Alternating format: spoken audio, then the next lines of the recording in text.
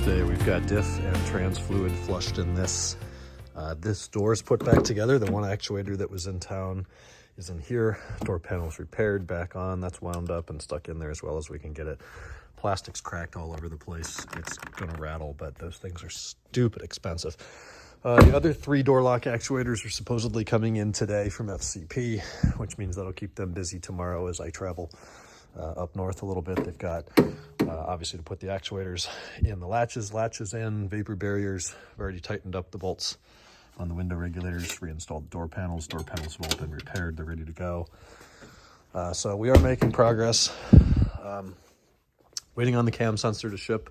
It's 2 days out on FCP. Can't get it anywhere else. But he loosened up the brackets back there, and that's just been miserable. I'll be looking for that later. There's the old cam position sensor. Paul came by today, had us lubricate the brakes. That sounds weird, you know what I mean. Take the pads out, put some anti-seize on them, put them back in. They were squeaking like crazy. Whoever did those brakes put no sort of copper anti-seize or anything on Paul's car. So we did that. Went over to Harbor Freight today. There was a recall on those chairs. Apparently the stool can break off or something. We didn't have any issues with it, but if we can get a new one free that's better, sure, why not? Did that. Nice little cleanup today around the shop. Dug out the vacuum, cleaned the mats. Did a lot of just cleanup and organization. This had gotten really covered up with pine needles and looked shitty. As you can hear, it's raining. It's been off and on all day, so I had to Uber up here, and I got to get back the same way, so that's annoying. Nothing on the transmission for Kong's car. I do expect to hear something later this week.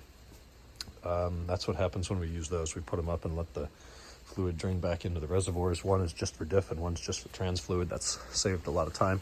Got a bunch of new parts today. I've just been ordering stuff in bulk. So like here's oil pan crush washers for the S62. Pretty much anything I buy that's like a fastener under, say, $1.50, I just buy 10 of them.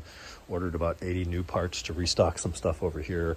Exhaust bolts, exhaust nuts, fuel filter O-rings, diff drain and fill plugs, some plastic pop rivets and fasteners, just a whole bunch of stuff we're running low on. I want to try to stock as much crap as we can. That's kind of all I know. We're at this odd point right now where all of these cars are nearly done. All I need here is a wheel. I need fender liners here and the rebuilt ABS module. I need a transmission here. The Dinan rear sway bar came in today. We got that installed and found out that there is some play in the links. We could not detect any of that as they were installed, but as you detach kind of the ball joint part of the link, it then rotates and has a bit of play in it. I don't think that's responsible for our sway feeling when driving, but he did approve new links, so we've got 2 coming for that, 2 coming for this. We had the same deal, same problem on this car, which is why I don't think it's been it's responsible for the floaty driving characteristics. But I ordered a bunch of those from FCP, and they're on their way, so we'll get them in and see what happens. Came across some extra badges floating around the shop today. It took a few minutes and glued them up here on the lift. Oddly centered, I know, but it looks weird with that conduit line coming down onto the lift for power. And then Nate, we got our, I forget what it's called already, but this case for the iPad installs pretty easily. Just have to really push on those rivets. It's weird to get to the power button now. You've got to stick your finger in this little groove and hit it, but it's actually fairly ergonomic. It will work. They leave a nice big port for the headphone, or a nice big hole for the headphone port that we will never use, and you can still get to the charging port. So just add some nice shock resistance and kind of a way to hold it and carry it around. Came with tempered glass screen protectors. I hate screen protectors. I always have. When I had iPod touches back in the day, you know, everybody that sells you one, they're like, oh, you got to get the screen protector. You don't want to scratch your screen. I was like, yeah, no, I don't. So let's do that. Well, they're really resilient screens for starters. And the screen protectors, you're always going to have bubbles. They scratch super easily. If you don't get it perfect around the home button, it looks really shitty. And more importantly, it gives the screen a really oily look and a perfectly white pixel. You can see some of the RGB tones through it, and I hate that. And then thank you, Joe, for this recommendation. This is going to be kind of the last step, and I didn't have a chance to try it today.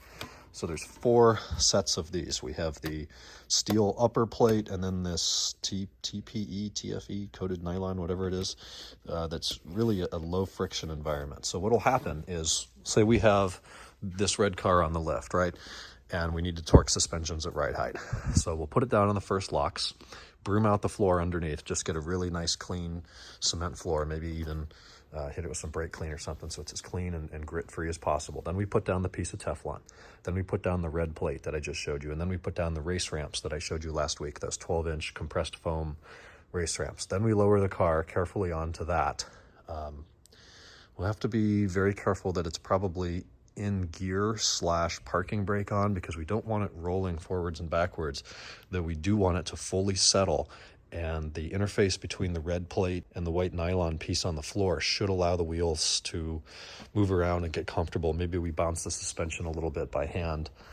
But that should give us a nice height to get under there. It'll be higher than the ramps and the cinder blocks we've been using. And two, we just won't have to unload a can of WD-40 on the floor and then hit the things with a mallet until they compress out 99% of the way.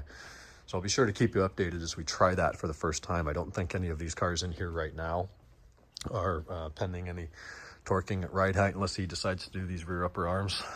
But I'm sure eventually we'll get to that. It's kind of an empty shop right now without the 545 or my car in here, and these two really trying to take up as little space as possible wedged over here. 545's waiting for some parts on recall. There's a battery cable relocation and something else I don't remember that they're going to do free of charge. We did get the estimate for calibrating the cruise control sensor, so they take 5 days and then come back. So the way we do this is like we call and say, hey, how much to calibrate the adaptive cruise control? And they say, oh, we'll bring it in for a diag. Okay, but I'm not paying you to scan the same code that I did. So 5 days later, they come back and they're like, oh yeah, your sensor needs to be calibrated. No shit. I did tell them that when I made the initial call. You know, I don't know why they can't listen to me. They have to go and put their own computer on it, do the same thing, and then try to charge me $200 to scan a code in 30 seconds. Annoying as hell, but they want $850, I think, or $775, or over 7 hours of labor to calibrate an adaptive cruise control sensor. It's a small little ball that lives right down in the bumper. I really, really, really don't think it takes 7 hours to do that. I could see 2, maybe even 3. 7 hours of skilled labor. I'm going to have to call and talk to a service advisor and be like, hey, I'm not your average Joe. I'm not somebody that just says, oh, well, it must be complicated. No, I kind of know what it takes. I just don't have the tools. So don't treat me like that. I don't think there's any way the customer's going to go for that, but that'll be back eventually. In the meantime, I'm calling an Uber. I got to go home. I got to pack. I got to eat. And I got to shower. Talk to you tonight. Last minute laundry. That's how things go when you're about to take a trip. I've got to stay up for another 40 minutes. Not happy about that. I guess I'll clean up my Mac and download some YouTube stuff for tomorrow. I came home. I made fish sticks and bread and had carrots for dinner. It was marvelous. Meal of a 4th grader. Started packing, hung out with Mike a little bit. We watched some Family Guy. Today was a rain day. It rained really hard for a while tonight. Not so much during the day. So this stayed here. I Ubered to and from the shop, which is wasteful, but we're working on that. I'm out tomorrow morning. We're going to be gone Wednesday through Sunday afternoon. I don't think Sunday afternoon is late. I don't think it's evening. It's more so like come back here at 5 and have time to unpack and have dinner and finally wind down for the following week, for next week.